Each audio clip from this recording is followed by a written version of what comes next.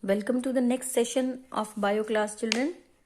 Now in this video we are going to talk about assimilation of food. Assimilation is the conversion of absorbed digested food into body material. Now children, we have discussed about digestive system. We have talked about how digestion takes place, and then first step is digestion, that is breakdown of the complex food components, nutrients, into the simpler ones. Then comes your absorption, and you know that both these digestion and absorption are completed in the small intestine. Now after absorption, how that absorbed nutrients used by the cells, that is known as assimilation.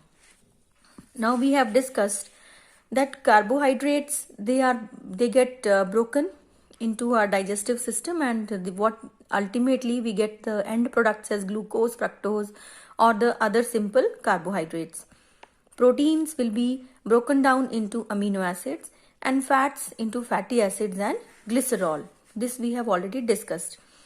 And we also discussed that glucose, fructose, amino acids, all these simple molecules, they get absorbed in the bloodstream. They are absorbed by our blood from the small intestine. And fatty acids and glycerol, we have discussed that they will be absorbed, or they get into the lymphatic system. They are absorbed by the lymph vessels and they enter in the lymphatic system. Now after entering into these blood vessels and lymphatic vessels, now how the cells assimilate them or use them as the part of the cells for the, means how they are used to give energy and to form the raw materials of the cells, that is known as assimilation. So let's go through the definition again. Assimilation means conversion of absorbed digested food into body material. Now this process, as I told you, it occurs in two ways. One is glucose and amino acids. They are absorbed by the blood in the small intestine, and then before being entering into the main bloodstream, first they enter the liver, and inside the liver they are brought into by hepatic portal vein. The name of the blood vessel is hepatic portal vein. And in the liver, two processes will undergo. One is called glycogenesis,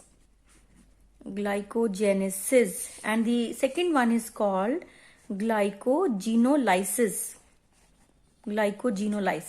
Remember that genesis is for synthesis and lysis is for breakdown.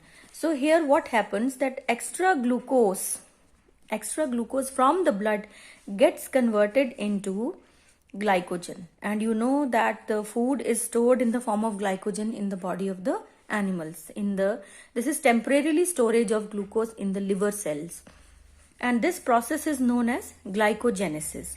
And whenever glucose is required, this glycogen can again get converted into glucose, and this process is known as glycogenolysis.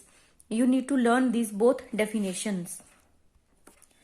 So glycogenesis and genolysis both are simultaneously occurring as per the requirement of the body in the liver cells.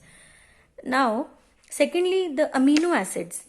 The amino acids which are absorbed are taken by the cells. They are used for the body building, or you can say the repair of the cells, as they form the basic structural material of the cells. Now the extra amino acids, they cannot be stored in the body because they have nitrogenous containing amino group, and this amino group is toxic, so it has to be eliminated from the body.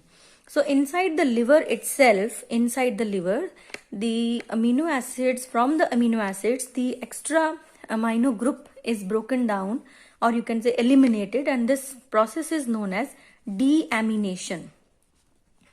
That is removal of amino group from the amino acids, and the amino acids, they get, after removing the amino group, they get converted into urea, and then this urea is our body waste excretory part. This gets eliminated through the kidneys through the formation of urine. Whatever amino acids are required, they are used. The extra amino acids will not be stored, they will be deaminated, and from where this ammonia will be converting into urea, and then urea is going to eliminate from the excretory system. Okay, so this is the, you can say, the fate of amino acids and the glucose. For glucose, whatever is required is used to give the energy. As you know that in respiration we need glucose as a substrate. Glucose breaks down with oxygen and provides energy in the cells. For extra glucose, that will be stored as glycogen, and then glycogen can reverse into glucose, can form glucose as and when required by the body, and these two processes you have to remember. Now the next is fats. Now the fatty acids, after getting into the lymph vessels, they are taken by the cells and for the various structural functions as per as the requirement of the body, and after that the extra fats, they also get stored in the body, and you all know very well that they get stored in adipose cells. We have adipocytes which are fat storing cells. This can be stored in our either in our subcutaneous layers, means below the skin, or around some other visceral organs. So this is all about the digestion, absorption and assimilation. So here you can go through your book, and they have mentioned same way the food digested and absorbed by the gut are transported in two ways. One is through hepatic portal system, other is lymphatic system. We have discussed simple sugars, amino acids, vitamins, minerals, they all are carried by liver by hepatic portal vein. So this question can also come. Okay, and then liver converts any excess glucose into glycogen. So this question will also come, that name the form in which food is stored. So you have to write glycogen. This process is known as glycogenesis. You have to underline these and learn them. When needed, the liver reconverts the glycogen into glucose. This process is known as glycogenolysis and puts it back in blood circulation. Glucose is required in the body tissues as a source of energy in the cellular respiration and also in the synthesis of certain compounds. The amino acids circulate in the body and they serve as building blocks of the protein.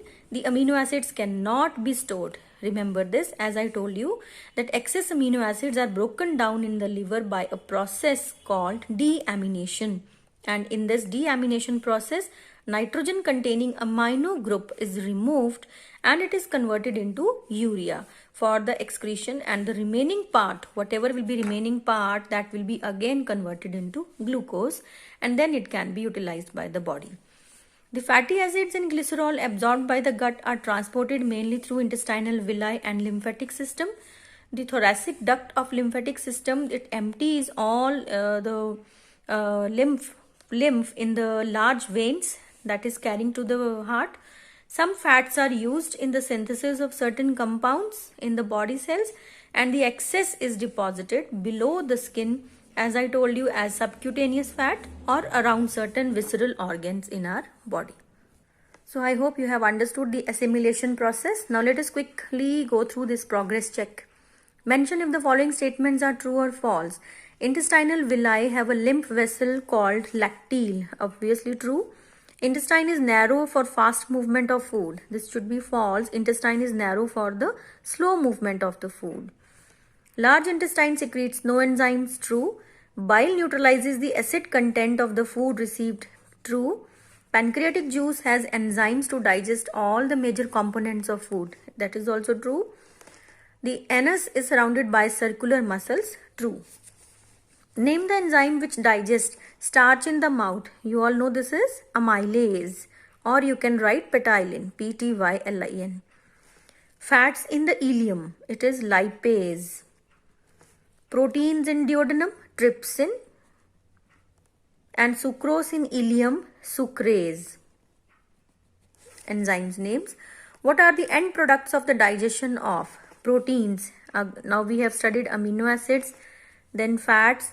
We have studied fatty acids and glycerol, and then we have starch, it is maltose. Sucrose will get converted into glucose and fructose. So revise till here, till next topic. Thank you very much.